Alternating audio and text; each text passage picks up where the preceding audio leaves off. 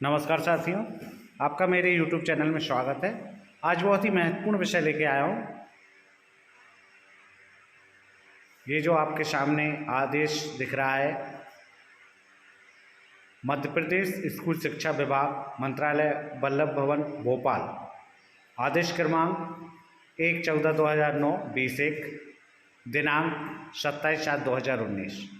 विषय है मध्य प्रदेश राज्य स्कूल शिक्षा सेवा शैक्षिक संवर्ग सेवा शर्तें एवं भर्ती नियम 2018 के अंतर्गत अध्यापक संवर्ग की स्कूल शिक्षा विभाग में सुसंगत पदों पर नियुक्ति उपरांत सेवा शर्तें के संबंध में ये आदेश दिया गया था और इसके आधार पर ही अब हमारी जो भी सेवा शर्तें हैं, तो इसमें क्या है, बहुत सारी सेवा शर्तें हैं जो खास जिस विषय पर मैं बात करना चाहता हूँ। आप चाहे तो इसको गूगल पर अभी निकाल सकते हैं। इसी नंबर से दिनांक डाल के आप गूगल पर चेक कर सकते हैं, ये आदेश आपको मिल जाएगा।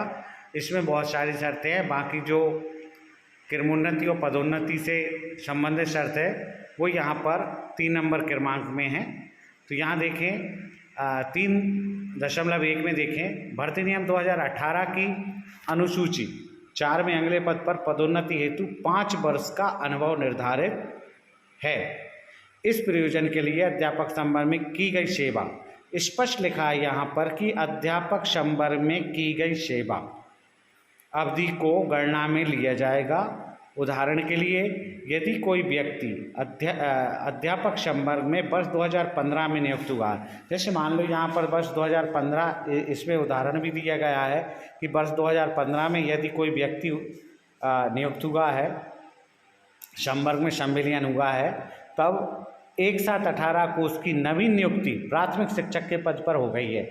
जैसे मान लो कोई भी शिक्षक साथी है जिसका 2015 में अध्यापक सेवा में अध्यापक संवर्ग में संविलियन हो गया था, इसके उपरांत 1/7/18 में, जो कि सभी का एक साथ में हुआ है, नवीन जो राष्ट्रीय शिक्षा सेवा आई उसमें सभी का संविलियन हो गया, तो हम प्राथमिक शिक्षक हो गए। तो प्राथमिक शिक्षक से माध्यमिक शिक्षक की पदोन्नति के लिए अब यहाँ पर हम देखते हैं कि जो भी प्राथमिक शिक्षक होगा उसकी पदोन्नति माध्यमिक शिक्षक पर होगी। पदोन्नति के लिए अनुभव की गणना के लिए 2015 से 30/6/18 स्पष्ट लिखा है यहाँ पर, 2015 से 30/6/18 तक के अनुभव को जोड़ा जाएगा। तदनुसार उपरोक्त प्रकरण में वह शिक्षक वर्ष 2020 में पदोन्नति हेतु विचार किए जाने के लिए पात्र होगा। इसका मतलब हमें 5 वर्ष का अनुभव निर्धारित किया गया था, तो यहाँ पर 2018 से गणना नहीं हुई है, 2015 से ही गणना की गई है। 2015 से 2020 तक 5 वर्ष पूर्ण हो रहे हैं, उसके बाद उस पर विचार किया जाएगा। तो ये यहाँ पर क्लियर हो गया है कि राष्ट्रीय शिक्षा सेवा में नियुक्ति उपरांत हमारी जो सेवा अवधि है या वरिष्ठता है वो समाप्त नहीं हुई है। अब यहाँ पर देखते हैं हम क्रमोन्नति के संबंध में 3.2 प्रथम क्रमोन्नति वेतनमान, जो कि सभी को पता है 12 वर्ष में मिलता है। द्वितीय क्रमोन्नति वेतनमान 24 वर्ष में है। तो प्रथम नियुक्ति क्रमोन्नति वेतनमान 12 वर्ष की सेवा अवधि पूर्ण होना आवश्यक है। इस प्रयोजन के लिए उपर्युक्त अनुसार क्रमोन्नति के लिए भी अध्यापक संवर्ग में की गई सेवा को सेवा अवधि की गणना में लिया जाएगा। यहाँ पर जो अध्यापक संवर्ग में हमने जो सेवा अवधि की थी वो भी शामिल होगी।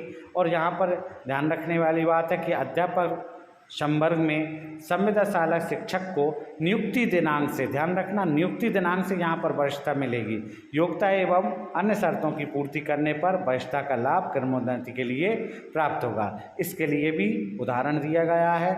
उदाहरण के लिए दिया गया है, यदि कोई व्यक्ति दिनांक 1/4/2008 को संविदाशाला शिक्षक में नियुक्त हुआ है, 1/4/2008 को नियुक्त हुआ है एवं दिनांक 1/4/2011 से, इसका मतलब 3 साल बाद अध्यापक संवर्ग में उसका संविलियन हो गया है, अध्यापक संवर्ग में कार्यरत है, तो अध्यापक संवर्ग में नियमानुसार 12 वर्ष अर्थात दिनांक 1/4/20 को, इसका मतलब 1/4/2008 में कोई संविदा शिक्षक पर नियुक्त हुआ तो 1/4/2020 को उस को प्रथम क्रमोन्नति और 24 वर्ष अर्थात 1/4/2032 को द्वितीय क्रमोन्नति वेतनमान हेतु विचार किए जाने के लिए पात्र होगा।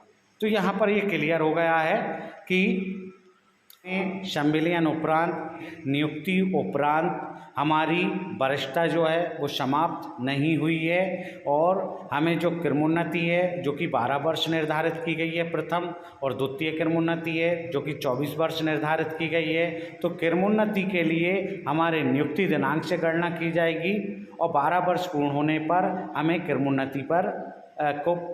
क्रमोन्नति पाने के लिए हम पात्र हो जाएंगे। और ऐसे ही अध्यापक संवर्ग में संविलियन के बाद 5 वर्ष का अध्यापक संवर्ग में जो अनुभव रहेगा, 5 वर्ष उपरांत हम पदोन्नति के लिए भी पात्र हो जाएंगे और इसके लिए विचार किया जाएगा।